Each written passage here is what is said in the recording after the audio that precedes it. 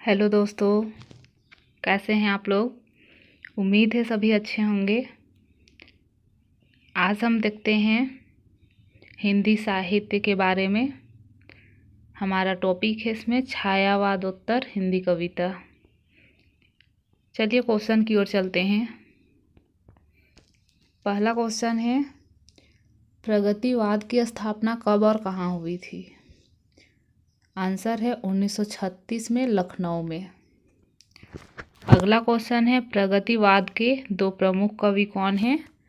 Answer है नागार्जुन और धूमिल। अगला क्वेश्चन है, प्रयोगवाद के प्रवर्तक कौन हैं।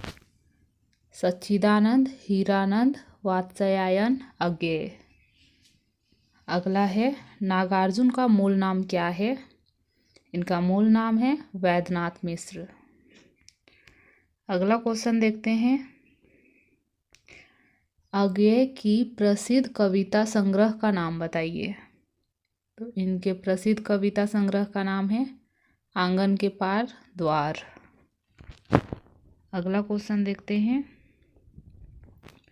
धूमिल की कविता रोटी और संसद का मुख्य विषय क्या है। गरीबी और राजनीतिक भ्रष्टाचार इनकी कविता का मुख्य विषय है। अगला क्वेश्चन है, राजेश जोशी की कविता बच्चे काम पर जा रहे हैं किस समस्या को दर्शाती है। इसका आंसर है बाल श्रम की समस्या।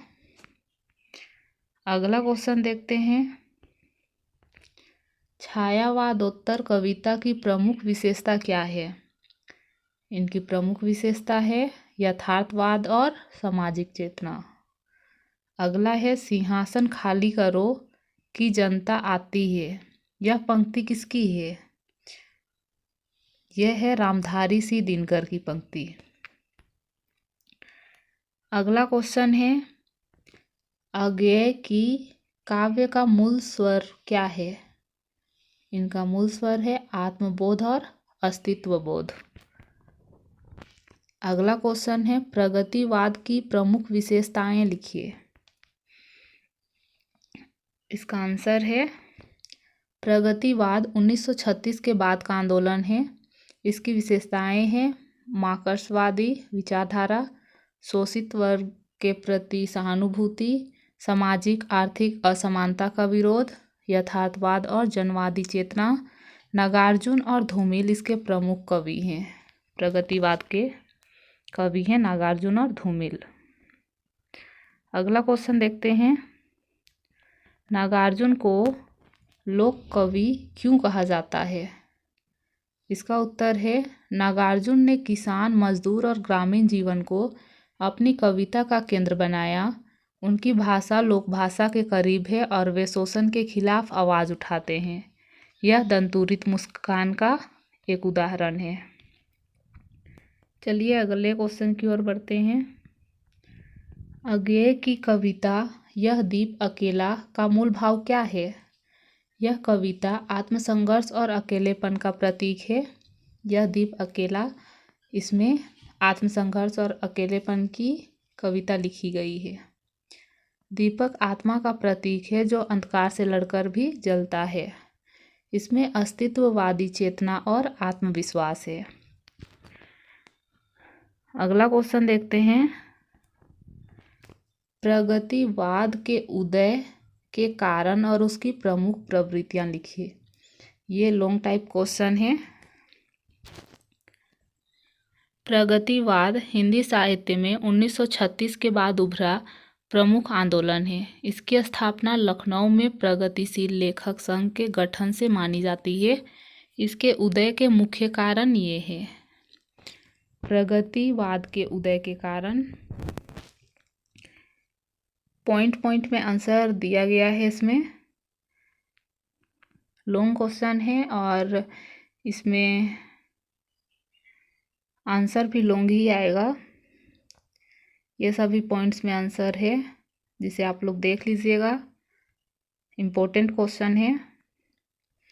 हम बढ़ते हैं अगले क्वेश्चन की ओर।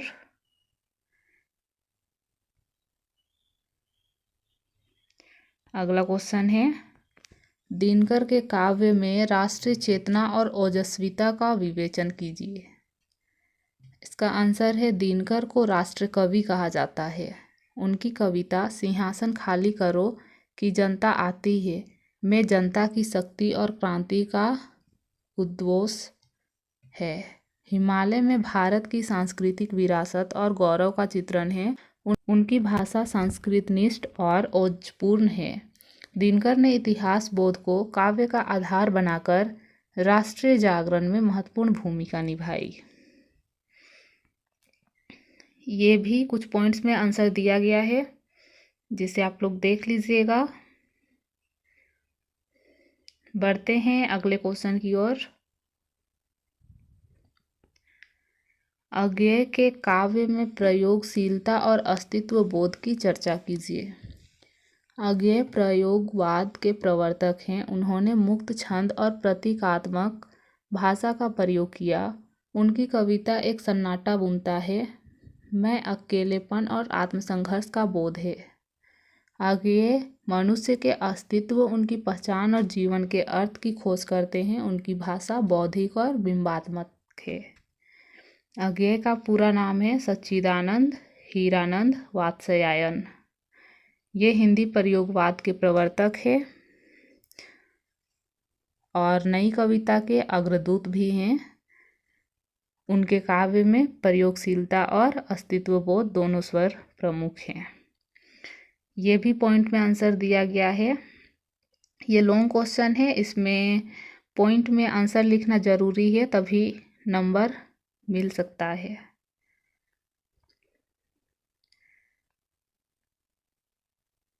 चलिए अगला और लास्ट क्वेश्चन देखते हैं।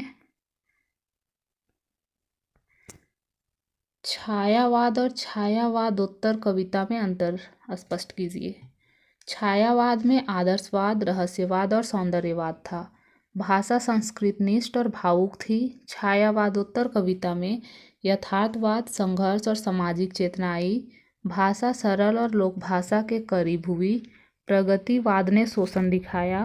प्रयोगवाद ने आत्मबोध और नई कविता के समकालीन यथार्थ को प्रस्तुत किया। छायावाद और छायावादोत्तर कविता हिंदी साहित्य के दो अलग अलग युगों का प्रतिनिधित्व करते हैं। दोनों में विषय, भाषा शैली और दृष्टिकोण मौलिक अंतर है। इसमें भी कुछ पॉइंट्स हैं जिसे आप लोग देख लीजिएगा। हम नहीं पढ़ते हैं पूरा। अगला क्वेश्चन है, राजेश जोशी की समकालीन कविता की प्रमुख प्रवृत्तियां बताइए। समकालीन हिंदी कविता के महत्वपूर्ण कवि हैं राजेश जोशी। उनकी कविता बाजारवाद, उपभोक्तावाद और बदलते सामाजिक यथार्थ को बारीकी से पकड़ती है। ये भी कुछ पॉइंट्स में आंसर दिया गया है, आप लोग देख लीजिएगा एक बार। तो चलिए ख़त्म करते हैं इस वीडियो को यहीं।